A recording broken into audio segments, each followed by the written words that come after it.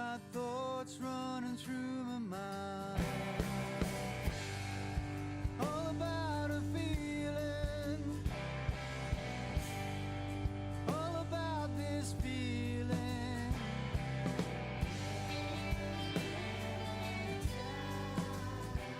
With me, I didn't notice it.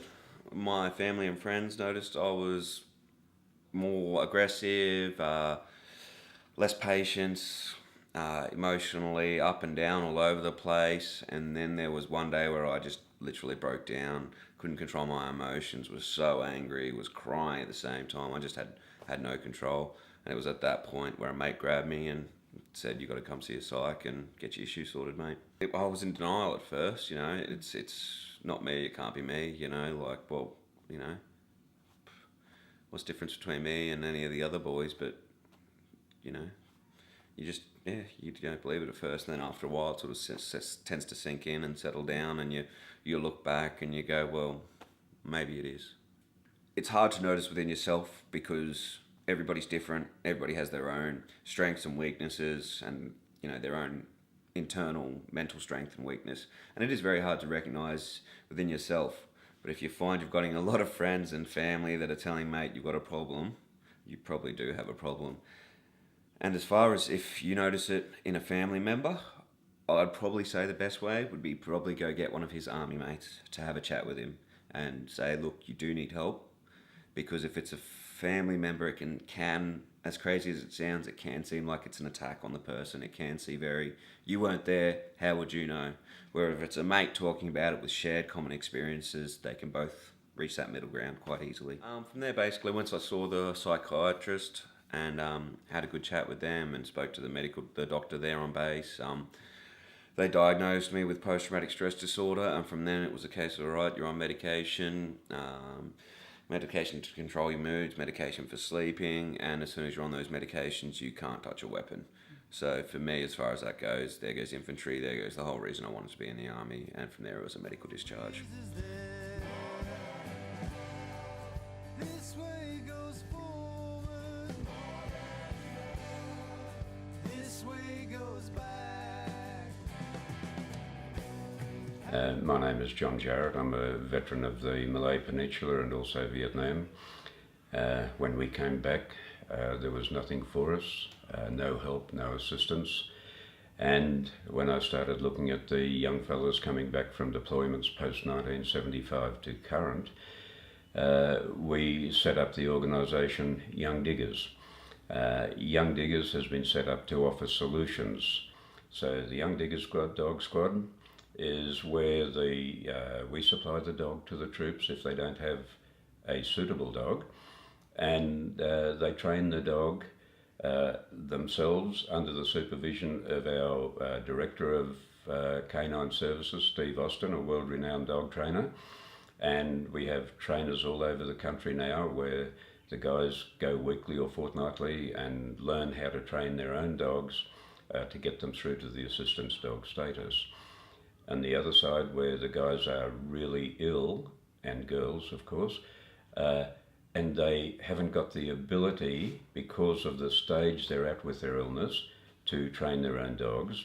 The Bathurst Correctional Centre run one of our programs called Dogs for Diggers, and it's a 6-month training program there, and the dogs are handed over very, very highly trained, and the troops then come into our training sessions and continue with a higher level of training, and then get classified into assistance dogs. The program is saving suicides. It helps enormously with depression and anger and anxiety, reduces the stress at home, and helps keep relationships together. It allows the troops to go in amongst crowds of people like shopping centres, restaurants, buses, trains, into all public areas. One of the dogs from the Bathurst Dogs for Diggers program, a Swiss Shepherd Husky Cross, went through this training program down there and was handed over to Anthony. Anthony's a young veteran of Afghanistan and saw some horrific service, the same as most of our young people do. And Zeus has saved Anthony's life. He openly admits that, and the relationship he has with his dog and his dog with him they're just the greatest mates. Basically, I went down to Young Diggers and had a good chat with John and that kind of stuff. He told me, there's the applications to fill out and, we need a few other backing pieces of paperwork. Jumped through all those hoops and John was very helpful and did a great job. It was a really easy process, and next thing I know, he was sending me pictures of Zeus, the Husky Cross German Swiss Shepherd. I went down to Bathurst, went down there for a week, met up with the handler who was looking after Zeus at the time in the correctional facility. Spent a week down there learning all the basic commands, all the basic controls, all the handover, what Zeus can do, what Zeus can't do, what he gets up to, the mischief he causes, his energy levels, the food, sleeping, all those little things. We did that over a week-long process, and then sort of by Friday afternoon, he was in the car with us coming back up to Brisbane, so it's great.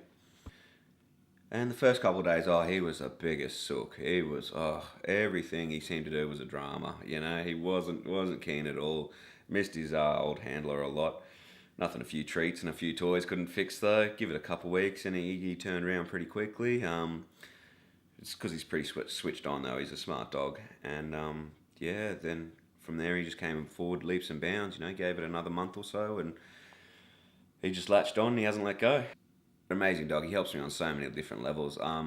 Even first thing in the morning, he's got his head there sitting on the pillow looking at me like, just wake up to a smile on the face in the morning and it's like, come on Dad, time to get up and we've got to go do stuff today. So I have to get out of bed and get him up and going, and that gets me out of bed and going. And then all the different trainings we've got, even just down to the having social interaction. When he's got his jacket on and we take him out into the public, people ask questions. And it stops them asking questions about me and what I've done and where I've been, and we focus on the dog. We find a common ground to communicate about the dog. And that's one of the biggest things I've found. It's helped me reiterate into society to a certain extent to the fact that I'm communicating with people a lot better, communicating with people I didn't know before a lot easier. And that's just one of the many ways he's helped me, one of the many ways.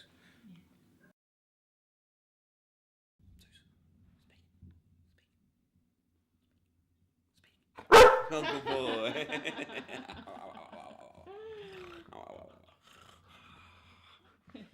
He's a good boy, eh? Gentle.